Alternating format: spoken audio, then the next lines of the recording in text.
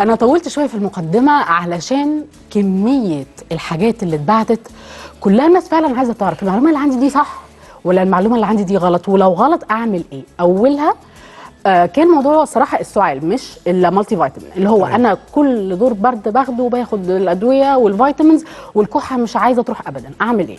طيب مبدئيا كده كلمة سعال هي عبارة عن حاجة بتساعدني عشان خروج إفرازات أو مخاط موجود داخل صدري.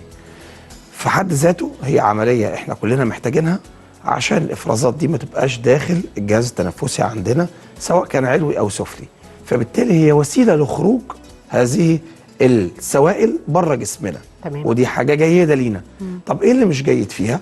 اللي هو استمرارها أو بمعنى صح تحولها لصورة مزمنة. وكلمة تتحول لصورة مزمنة يعني بمعنى صح بالنسبة للأطفال يعدي من 3 أسابيع لحوالي 4 أسابيع والطفل بيكح، أو بالنسبة للكبار بيعدي من 5 ل6 أسابيع وبرضه مازال بيكح. ده اسمه سعال مزمن. والسعال المزمن طبعا ليه عيوبه وليه أخطاره.